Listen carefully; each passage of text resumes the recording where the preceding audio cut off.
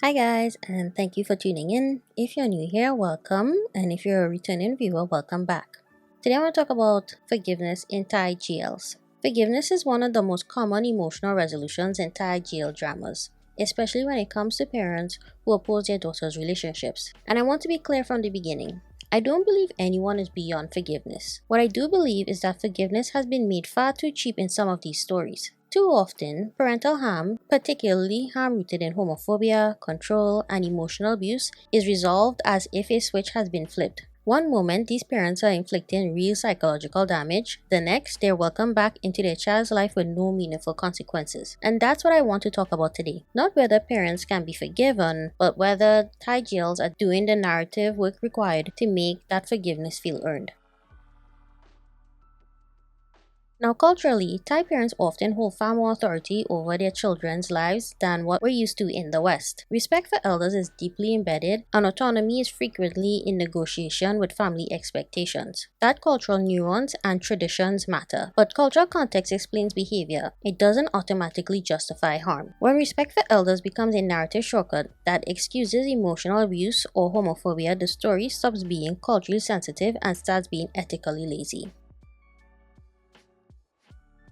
I don't think forgiveness has a universal formula. Accountability, apology, behavioral change, and even understanding someone's trauma can all matter, but context is everything. The degree of forgiveness should be proportional to the intensity of the trauma inflicted. A child can forgive internally and still choose distance. They can release anger without reopening the door. But Thai jails often collapse forgiveness and reconciliation into one single act, and that's where the storytelling starts to break down. To make this argument concrete, I want to talk about three Thai jail dramas that sit at very different points on the spectrum of paternal harm: My Safe Zone, Dangerous Queen, and Poisonous Love. Let's start with the case where forgiveness actually works. My Safe Zone gives us a version of parental conflict that sits at the mildest end of the spectrum, but that doesn't mean it's harmless. The story centers on Alin, who's navigating the aftermath of a painful breakup. Alin ended the relationship after discovering that her ex had been cheating on her with a man. The betrayal is both emotional and deeply destabilizing, and Alin is firm in her decision to move on. The complication arises not from homophobia, but from Alin's mother, is fully accepting of her daughter's sexuality. In fact, she's so accepting that she actively pushes Alin to reconcile with her ex Kate, despite knowing about the cheating. From Alin's perspective, this feels like a dismissal of her pain and like her boundaries are being overridden in the name of practicality. As the series unfolds, we learn why behaves this way. Husband and Alin's father cheated on her, left the family, and abandoned them financially. Was left to raise Alin under economic strain, and the trauma deeply shapes how she understands relationships. For stability, even in a flawed relationship, feels safer than the risk of being alone and financially vulnerable. What makes My Safe Zone work is that the series doesn't frame as villainous or cruel. Her harm is misguided by the love she has for her daughter and not wanting Alin to go through what she did with Alin's father. She isn't trying to control Alin's identity or erase her happiness. She's projecting her own resolved fears onto Alin. Crucially, the story gives this conflict time. Across several episodes, Alin and argue, negotiate, and emotionally collide. Alin is allowed to express her hurt, and is forced to confront how her past trauma is distorting her judgment. The series shows us the labor required on both sides. So when they finally reach an understanding, it doesn't feel like a narrative shortcut, it feels earned. Personally, I still wouldn't agree with choices, but the story gives me enough context, accountability, and emotional groundwork to understand why forgiveness makes sense here. My Safe Zone succeeds because it respects proportion by matching the severity of the harm with the time and care required to heal it.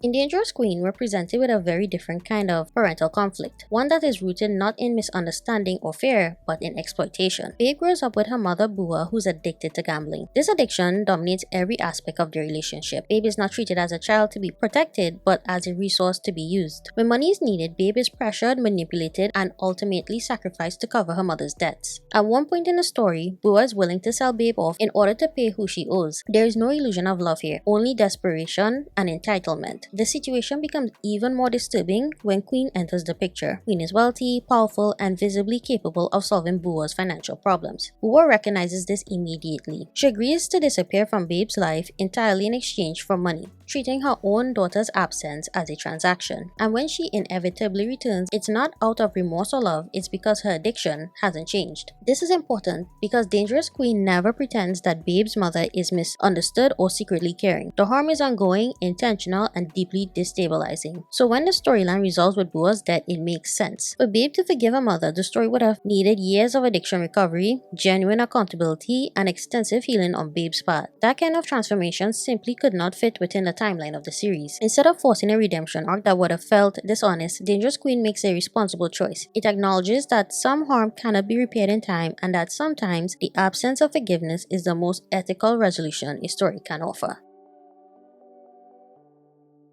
Poison's Love takes us to the opposite extreme, where parental harm is not neglectful but actively violent in a psychological sense. Prem's parents are openly and aggressively opposed to being a lesbian and to her relationship with Pat. Their concern is not Prem's happiness or safety, but how her identity reflects on their social standing. Reputation, image, and control takes precedence over their daughter's humanity. Throughout the series, they use manipulation as a tool. They attempt to force Prem into a heterosexual relationship, setting her up with a man in order to quote-unquote fix her. Even when this man recognizes that Prem is in love with someone else and shows understanding, her parents still persist. But the most damaging act comes later in the story. Prem's parents deliberately allow her to believe that Pat has died. They stage circumstances in such a way that Prem grieves as if she had lost the person she loves forever. They watch her mourn and deteriorate emotionally and physically. They even prevent her from attending Pat's supposed funeral. Don't forget, all this happens while Pat is still alive, by the way. Prem reaches a breaking point. Isolated, monitored, and trapped in her parents' home, she becomes suicidal and convinced that life without Pat is unbearable. Up to this point, Poisonous Love is unflinching in its portrayal of homophobic abuse. The writing is effective, the performances are convincing, and the pain feels real. And then the resolution happens. Prem's parents take her to a courtyard and reveal that Pat is alive. And from that moment on, the narrative treats the harm as if it has been resolved. There are no meaningful conversations or acknowledgement of what was done. And definitely, there was no exploration of the psychological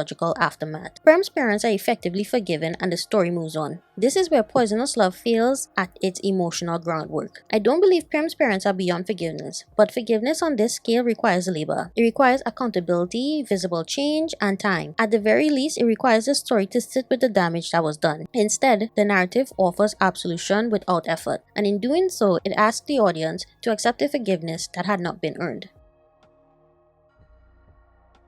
Why this matters is because when forgiveness is rushed, it doesn't promote harmony, it erases trauma. And when queer stories repeatedly frame endurance as virtue and suffering as something to be quietly overcome, they risk teaching viewers, especially queer viewers, that emotional abuse is something to tolerate for the sake of peace. Thai GLs don't need to abandon forgiveness, they just need to respect the labor of healing. I don't have a perfect solution for how Thai GLs should handle paternal forgiveness, but I do believe this. Forgiveness should be treated as a process, not a reset button. If a story takes time to show harm, it owes the audience time to show healing. Because forgiveness isn't meaningful when it's convenient. It's meaningful when it's earned. But yeah guys, let me know your thoughts on forgiveness in Thai GLs. Do you think more could be done? Do we need longer series? Or should the forgiveness process be starting earlier so it's not rushed at the end? Let me know your thoughts in the comments below. And as always, thank you so much for watching. And if you enjoyed my ramblings, I invite you to like and subscribe. And I will see you later. Bye.